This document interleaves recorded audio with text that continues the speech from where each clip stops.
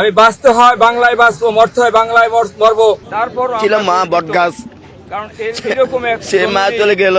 আমি এবং আমাদের ভরসার মূল কেন্দ্রে ছিল আমাদের বেগম জিয়া। আমরা যখন বিভিন্ন হতাশাগ্রস্ত ছিলাম, সেই জায়গা থেকে আমাদেরকে উত্তরণে পথ দেখিয়েছিলেন বেগম জিয়া, যাকে আসলে বলা আমাদের পক্ষে সম্ভব না। আমি গত কালকে থেকে বিশেষ করে এ পর্যন্ত আমি এখানে অবস্থান নিয়েছি। আমি খুবই মনে হয় যেন আমার নিজের মাকে হারিয়ে ফেলেছি, এরকম একটা পরিস্থিতি নিজেকে অনুভব করতেছি। মরণ সব জীবেরই আছে, মরতে হবে, এইরকম মৃত্যু কয়জনের হয়। সে চেয়েছিল সে দেশের মাটি ছেড়ে কোথাও যাবে না, বিভিন্ন স্বৈরাচার তাকে মাইনাস করতে চাইছিল। সে কঠিনতে বলছে আমি বাঁচতে হয় বাংলায় বাঁচবো, মরতে হয় বাংলায় মরবো, আমি বাংলাদেশ ছেড়ে যাব না, বাংলার বাহিরে আমার কোথাও নাই ঠিকানা।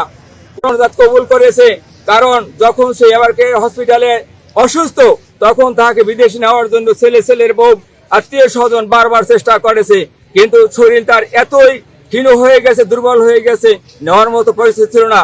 এটা আল্লাহ তাআলার উছিলা, কারণ সেই মাটিতে তার জীবনের অবসান এই মাটিতেই হবে। আয়ু কমে গেছে, আমরা হয়তো না জানি, পরম আল্লাহ তাআলা জানে যে তার কবে তার জীবন নিভে যাবে। বাংলার মাটি আমি দেশনেত্রী বেগম খালেদা জিয়ার যেখানে খবর জিয়াদ করা হয়েছে, ওখানে আমি ওনার খবর জানাজা করার জন্য জিয়াদ করার জন্য আসছি।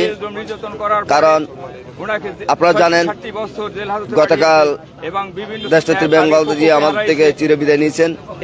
জানাজা হয়েছিল, প্রায় 1.5 কোটির উপরে মানুষ হয়েছিল। আজকে ওনার খবর যেহেতু জিয়াদ করতে আসছে, এখানে আইন শৃঙ্খলা রক্ষা বাহিনী তাদের নাকি নিষেধাজ্ঞা আছে। আমরা তাদের প্রতি শ্রদ্ধা করি, তারা সেই শ্রদ্ধাশীল হিসাবে তারা তাদের কর্ম বজায় রাখলো। আমরা আমাদের থেকে যেখান থেকে পারতেছি ওখান থেকে মায়ের জন্য দোয়া করতেছি। আল্লাহ যেন আমাদের মাকে দেশনেত্রী বেগম খালেদা জিয়াকে জান্নাতবাসী করে। পাশাপাশি মরহুম শহীদ রাষ্ট্রপতি জিয়া রহমানের খবরও জিয়ারত করলাম। পাশাপাশি আরেকটি মেসেজ হচ্ছে ভারপ্রাপ্ত চেয়ারম্যান তারেক রহমান পাশে আর কেউ নাই, ছিল মা বটগাছ, কারণ এরকম এক সে মা চলে গেল। ডেমোক্রেসির মাদার বাংলাদেশে জন্ম নিয়েছিল। শুধু এটাই বলবো ভারপ্রাপ্ত চেয়ারম্যান যাতে সৌগত পরিবারের শক্তি, আল্লাহ যেন তাকে শক্তি দেয়, এই সৌগত পরিবার যাতে কাটিয়ে উঠতে পারে, এটাই আল্লাহর কাছে দোয়া করে। পাশাপাশি